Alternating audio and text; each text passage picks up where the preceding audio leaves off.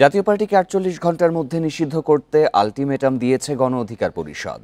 শনিবার সন্ধ্যায় বিজয়নগরে দলটির কেন্দ্রীয় কার্যালয়ের সামনে প্রতিবাদ সমাবেশে এই আলটিমেটাম দেন দলের সাধারণ সম্পাদক রাশেদ খান। হামলার দায় নিয়ে স্বরাষ্ট্র উপদেষ্টার পদত্যাগের দাবিও জানান রাশেদ। বলেন, রোববার ৩ দলকে নিয়ে প্রধান উপদেষ্টার বৈঠক হতে দেয়া হবে না।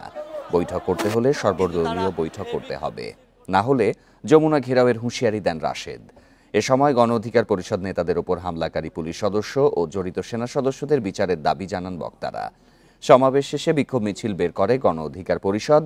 এর আগে সন্ধ্যা 6:30টার দিকে একদল বিক্ষোভকারী মিছিল নিয়ে জাতীয় পার্টির কার্যালয়ের কাছে পুলিশের দিকে ইটপাটকেল নিক্ষেপ করতে থাকে। কিছুক্ষণ পর তারা জাতীয় পার্টির কার্যালয়ে প্রবেশ করে বিভিন্ন আসবাবপত্রে ভাঙচুর ও আগুন ধরিয়ে দেয়।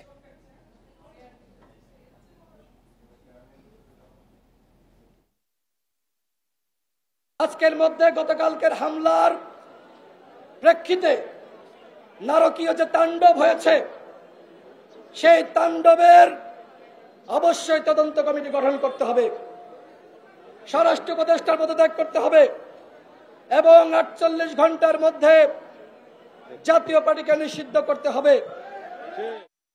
এ নিয়ে আরও জানাতে রাজধানীর বিজয়নগর এলাকা থেকে যোগ দিচ্ছেন সহকর্মী নাহিদ কামাল। নাহিদ, সর্বশেষ এই মুহূর্তে পরিস্থিতি কিরকম দেখা যাচ্ছে? আপনি জানাচ্ছিলেন যে অবস্থা থমথমে ছিল, পরিস্থিতি কি নিয়ন্ত্রণে এসেছে কি?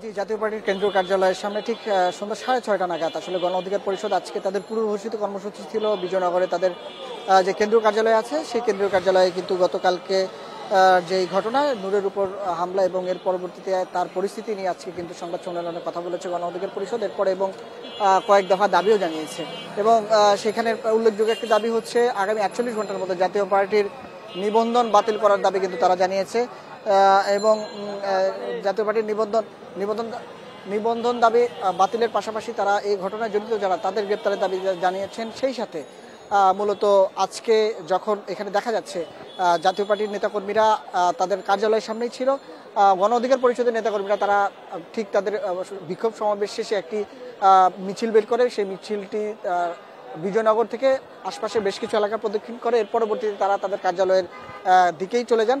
এর পরবর্তী সময়ে একদল বিক্ষুব্ধ জনতা মূলত জাতীয় পার্টির কার্যালয়ের দিকে আসেন এবং এসে এর পরবর্তীতে বেশ কিছু কার্যালয়ের সামনের ফটকে এবং ভেতরে ভাঙচুর চালায় এবং ভেতরে যেই অংশ রয়েছে সেখানে আগুন ধরিয়ে দেয়। মূলত এরপরে জাতীয় পার্টির নেতাকর্মীরা বলছেন এটি গণ অধিকার পরিষদের নেতাকর্মীরা আজকে এখানে হামলা চালিয়েছে এমন অভিযোগ তারা করছেন।